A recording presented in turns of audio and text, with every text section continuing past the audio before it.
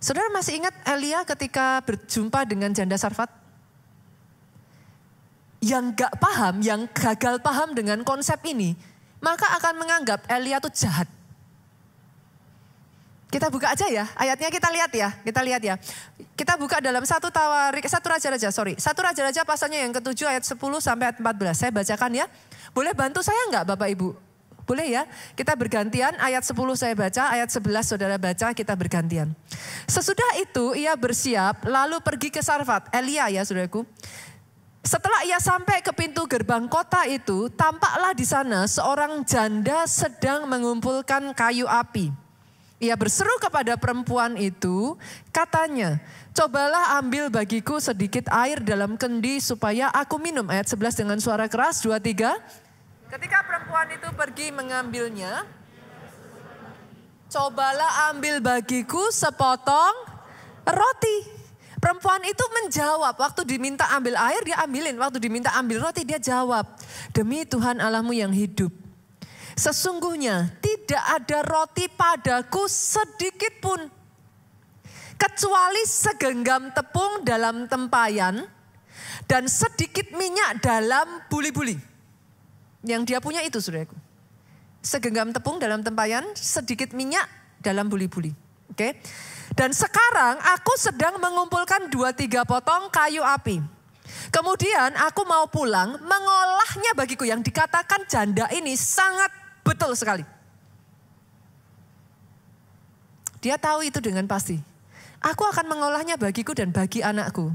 Dan setelah kami memakannya, kami akan mati. Itu hukumnya saudaraku. Benih, selama saudara makan, pasti habis. Saudara pernah nggak ngeliat petani yang setiap kali dia menuai, dihabisin dimakan? Pernah nggak? Nggak boleh. Petani kalau dia sudah nabur, dia menuai, ada yang dia makan, tapi harus ada yang dia tabur. Kenapa? Hanya ketika itu ditabur, dia akan membawa multiplikasi, saudara. Elia tahu hal ini. Dia tahu kalau janda ini mengolah segenggam tepung, sedikit minyak dibuli, dia makan habis. Dia akan mati. Benar memang dia akan mati. Tapi lihat apa yang Elia lakukan, ayat 13 sampai 14 saudaraku. Elia berkata kepadanya, ini nanti saya akan jelaskan kepada saudara, jangan takut.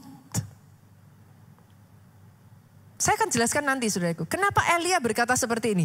Jangan takut, pulanglah, buatlah seperti yang kau katakan. Jadi Elia ngomong, iya benar, udah benar. Kerjakan aja yang tadi kamu mau lakukan. Tapi Elia ngomong gini, buatlah lebih dulu bagiku sepotong roti bundar kecil daripadanya.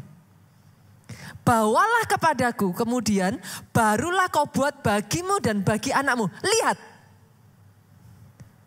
Kenapa Tuhan menciptakan hukum tabur tuai, saudara? Lihat, saudara. Ayat 14 ini ngomong kayak gini, sebab. Kalau saudara menemukan kata sebab, itu artinya ada tujuannya, saudaraku. Kenapa kok disuruh sama Elia begitu? Kita baca ya ayat 14. Sebab beginilah firman Tuhan Allah Israel. Tepung dalam tempayan itu tidak akan habis. Minyak dalam buli-buli pun tidak akan berkurang. Sampai pada waktu Tuhan memberi hujan ke atas muka bumi. Yang mengerti aminnya yang paling keras. Ketika dia ditaburkan. There is a potential dari benih itu saudaraku. Yang membuat dia berlipat ganda. Dan itu yang memeliharakan janda ini saudara. Sampai hari Tuhan menurunkan hujan.